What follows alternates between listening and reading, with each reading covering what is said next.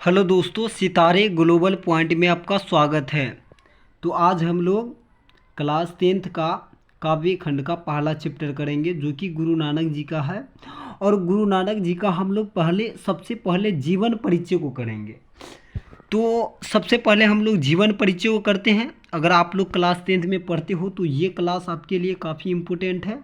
और इसमें जितना भी जो शब्द है बताया जाएगा वो काफ़ी आसानी से बताया जाएगा और काफ़ी अच्छे से आपको एक्सप्लेन किया जाएगा।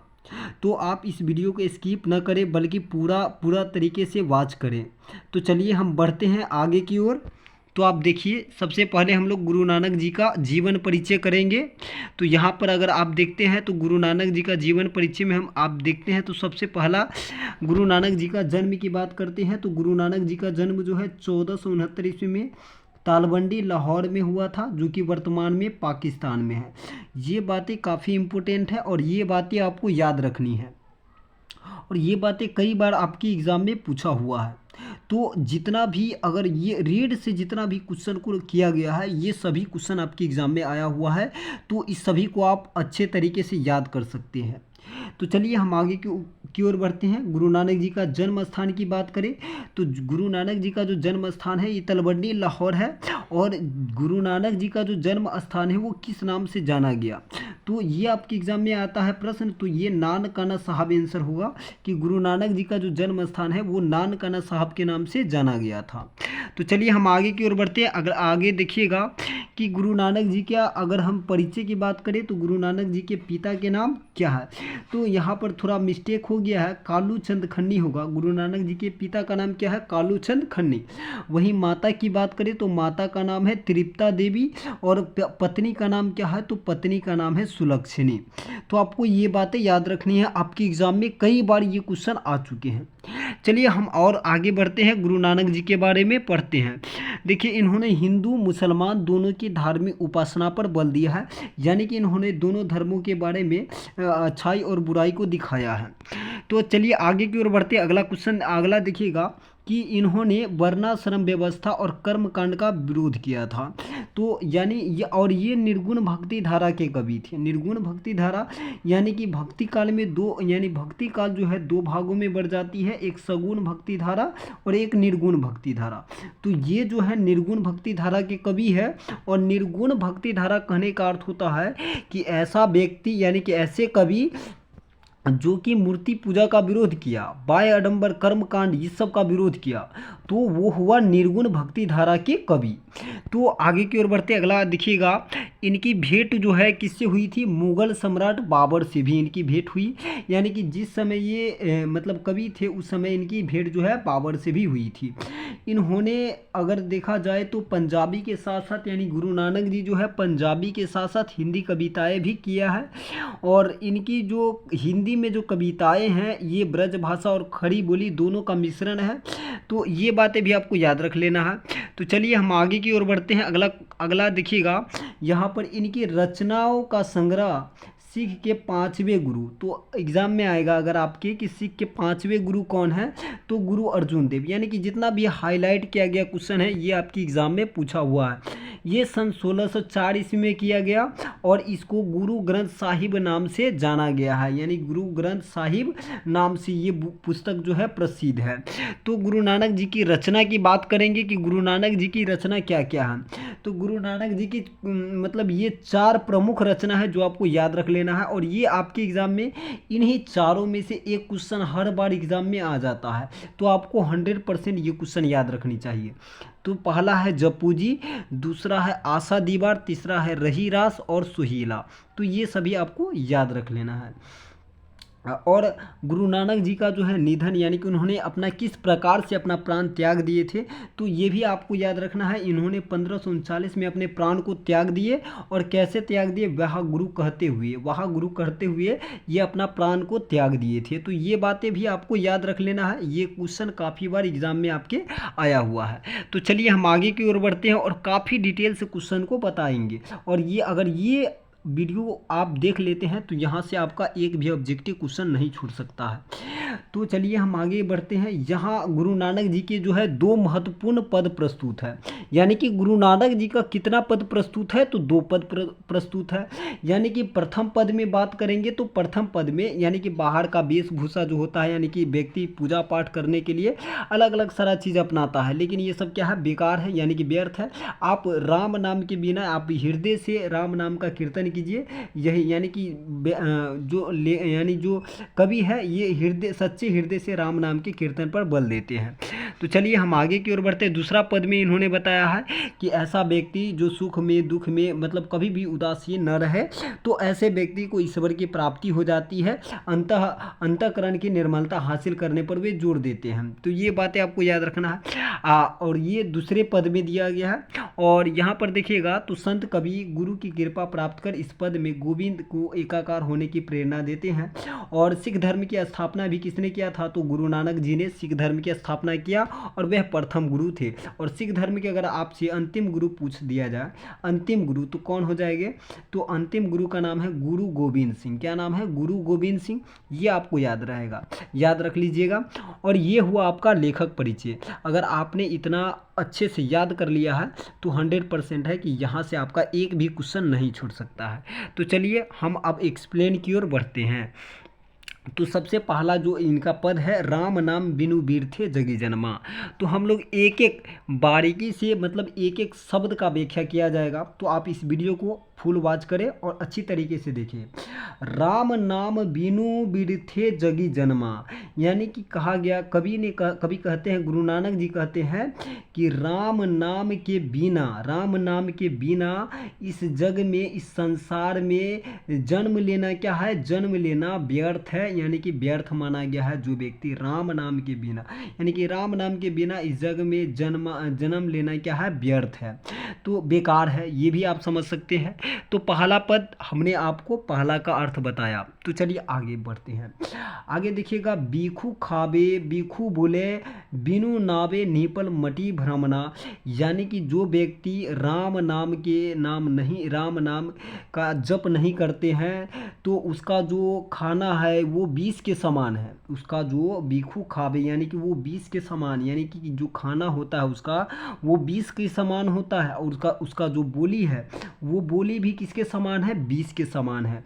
तो बिनु नावे यानी कि यहाँ पर बोला जाए कि राम नाम के बिना अगर वो व्यक्ति रहते हैं तो उसका मति क्या हो जाता है, उसका मति भ्रम हो जाता है। यानी कि उसका मति की बात करें, यानी कि उसका वो मतलब जो व्यक्ति हरि का नाम नहीं लेता है उसका भोजन भी विष के समान हो जाता है। जो ईश्वर का नाम नहीं लेता है, जो जीवन में निसफल हो जाता है और उसका बुद्धि और भ्रमित हो जाता है, उसका बुद्धि जो है क्या हो जाता है, भ्रमित हो जाता है। तो ये यहाँ तक अगर आपको समझ में आ गया होगा। अगला देखिए, आगे देखिएगा, पुस्तक पाठ व्याकरण बखाने संध्या क्रम निकाल करे, यानी कि ऐसा व्यक्ति जो राम नाम का नाम नहीं लेता है, भले वो पुस्तक का व्याख्या करे, पाठ का व्याख्या करे, व्याकरण का बखान करे और भले वो संध्या क्रम करे, लेकिन वो क्या हो जाएंगे, निसफल हो जाएंगे। क्या हो जाएंगे, निसफल हो जाएंगे। यानी कि वो कितना भी संध्या क्रम करे वो क्या हो जाएंगे, निसफल हो जाते हैं। तो चलिए आगे बढ़ते हैं। अगला देखिएगा, बिना गुरु शब्द मुक्ति कहाँ प्राणी, राम नाम बिनु अर्झ्यू मरे, यानी कि गुरु शब्द यानी कि गुरु का उपदेश, यानी वह गुरु के उपदेश के अनुकरण किए बिना मुक्ति नहीं मिलती। यानी कि मुक्ति आपको गुरु के उपदेश के अनुकरण किए बिना ही मुक्ति नहीं मिलती है।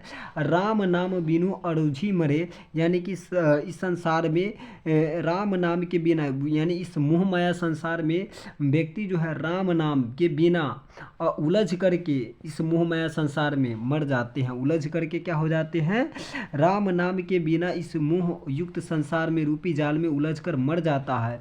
तो ये इसका अर्थ हुआ। दंड कमंडल शिखा सुत धोती तीरथ गबनु अति भ्रमण करे, यानी कि इसका कहने का अर्थ है कि दंड कमंडल धारण करना, शिखा बढ़ाना, जनेऊ पहनना, धोती पहनना या तीर्थ भ्रमण करना सब बेकार हो जाता है। सब क्या हो जाता है, ये यानी कि दंड कमंडल शिखा सुत धोती ये सब बेकार है। राम नाम बिनु शांति न आवे, यानी कि राम नाम के बिना शांति नहीं आते हैं। और जपी हरि हरि नाम सुपारी पड़े, यानी कि जो व्यक्ति राम नाम का का नाम नहीं लेते हैं, जो व्यक्ति क्या होते हैं कि राम नाम का जप नहीं करता है, राम नाम के जप के बिना शांति नहीं मिलता है उसको, तथा जो हरि हरि का नाम स्मरण करता है उसका बेड़ा पार हो जाता है, यानी कि उसका बेड़ा पार हो जाता है। जटा मुकुट तन भस्म लगाई, बसन छोड़ी तन लगन भया, यानी कि जो व्यक्ति जटा रख लेते हैं, मुकुट लगा लेते हैं, भले वो जटा लगा लेते हैं, धारण कर लेते हैं, भस्म लगा लेते हैं, वो सब क्या है, बेकार है। वो सब क्या है, वो सब हरि के नाम के बिना सब क्या है, बेकार है। भले वो नगन वस्त्र को त्याग कर देते हैं, नगन हो जाते हैं, तो ये हरि के नाम यानी कि राम नाम के बिना वो सब क्या है, बेकार है। जेते जिय जंत जल थल महियल जत्र तू सरब पिया, कहा जाता है कि ये सब क्या है, ये सब बेकार हो जाते हैं। इस पृथ्वी पर जितने भी जीव जंतु जल थल में हैं उन्हीं की कृपा से जीवित है, जिसने गुरु उपदेश को ग्रहण किया है। जिन्होंने किसको ग्रहण किया, गुरु उपदेश। ये कहता है गुरु प्रसादे राखिले जन के हरि सन नानक झोली पिया, यानी कि मान लो वह हर भक्ति का रसपान कर लिया, यानी कि जो व्यक्ति गुरु के उपदेश को यानी कि गुरु के उपदेश को ग्रहण कर लेता है वो मानो वह हरि भक्ति का रसपान कर लिया है, हरि भक्ति का रसपान कर लिया है। तो ये इसका अर्थ हो गया। तो अगर आप एक बार और पढ़ना चाहें तो आप जरूर पढ़ सकते हैं। देखिए, राम नाम बिनु बिरथे जगे जन्मा, यानी कि राम नाम के बिना इस जग में जीना व्यर्थ है। यानी कि जो व्यक्ति राम नाम का नाम नहीं लेता वो विष बोलता है, विष खाता है, यानी कि विष यानी कि उसका खाना भी विष के समान है, बोलना भी विष के समान है, यानी कि उसका मति भ्रम हो यानी कि बुद्धि भ्रमित हो जाता है, भटक जाता है। पुस्तक पाठ भले वो पुस्तक पाठ का व्याख्यान करे, तो इस प्रकार से आप हिंदी में भी लिख सकते हो। तो चलिए हम आगे बढ़ते हैं। जो नर दुख में दुख नहीं माने, यानी कि इनका दूसरा पद है जो नर दुख में दुख नहीं माने। तो हम अच्छे से करेंगे, जो नर दुख में दुख नहीं माने, कि ऐसा कोई व्यक्ति जो नर यानी ऐसा व्यक्ति जो दुख में दुख नहीं मानता, वो किसी भी प्रकार से उसको दुख आ जाए वो अपने दुख को दुख नहीं मानते हैं। सुख स्नेह अरूप है नहीं जाके कंचन माटी जाने, जो व्यक्ति को दुख में दुख जो वो क्या है, सुख स्नेह और भय भी उसको प्रभावित नहीं कर सकते हैं। यानी कि सुख स्नेह अरूप है, यानी इसको कोई भी चीज़, यानी जो व्यक्ति दुख में दुख नहीं मानता है, यानी कि जो व्यक्ति को कितना भी दुख हो जाए लेकिन वो दुखी नहीं रहते हैं, तो वो व्यक्ति को किसी भी प्रकार का सुख स्नेह और भय नहीं प्रभावित कर सकता है। जाके कंचन माटी जाने, यानी कि वो व्यक्ति कंचन यानी कि सोने को भी, अगर किसी के धन को भी क्या समझ लेता है, माटी जानता है, दूसरे के धन को माटी मानता है। नहीं निंदा नहीं स्तुति जाके, यानी कि नहीं किसी से वे क्या करते हैं, निंदा करते हैं, और नहीं किसी का प्रशंसा करते हैं, नहीं किसी का निंदा प्रशंसा लोभ अभिमान प्रभावित भी नहीं करते हैं।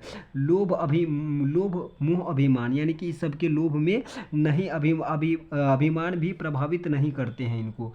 तो हरस शोक ते रहे न्यारे, यानी कि कहते हैं कभी कि हरस या शोक प्रभावित, जिसको हर्ष शोक भी प्रभावित नहीं करता है, जो मान को अपमान नहीं मानता है, यानी कि जो अपमान को भी जो मान अपमान नहीं समझता है, जो मान अपमान नहीं समझता है। आशा मनसा सकल त्यागी के जयते रहे निराशा, यानी कि इसका अर्थ है कि जो मन से आशा तृष्णा आदि सब कुछ को त्याग कर देता है, यानी कि आशा तृष्णा सबको क्या कर देता है, त्याग कर देता है।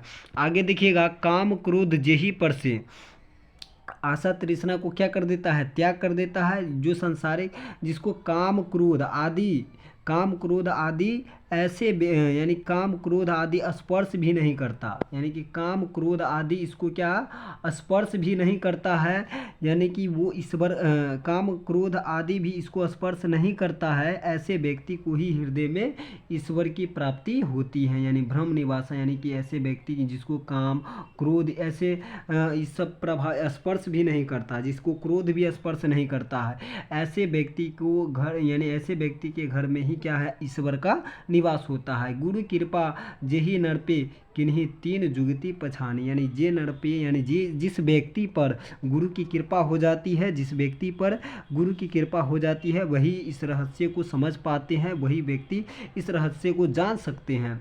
गुरु नानक लीन भयो गोविंद, यानी कि गोविंद गुरु नानक कहते हैं कि ईश्वर की भक्ति में लीन हो जाओ, जैसे नदी पानी के मिश्रण की तरह। जैसे नदी पानी का जो नदी के पानी समुद्र के पानी का में लीन हो जाते हैं, उसी प्रकार से यानी कि लीन हो जाओ, यानी कि ऐसे मतलब जो है ईश्वर की पूजा करो, इस प्रकार से लीन हो जाओ ईश्वर की भक्ति में, जैसे नदी का पानी समुद्र के पानी में जाकर मिल जाए।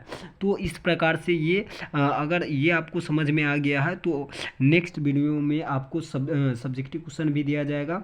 अगर ये वीडियो अगर आपको अच्छा लगे तो अधिक से अधिक शेयर करें, और ये नोट्स लेने के लिए अगर आपको ये फ्री में PDF नोट्स चाहिए तो हमारे टेलीग्राम चैनल को ज्वाइन कर सकते हो, और अधिक से अधिक अगर आप अंक लाना चाहते हैं तो इस चैनल को ज्वाइन करें और शेयर करें। तो मिलते हैं नेक्स्ट वीडियो में।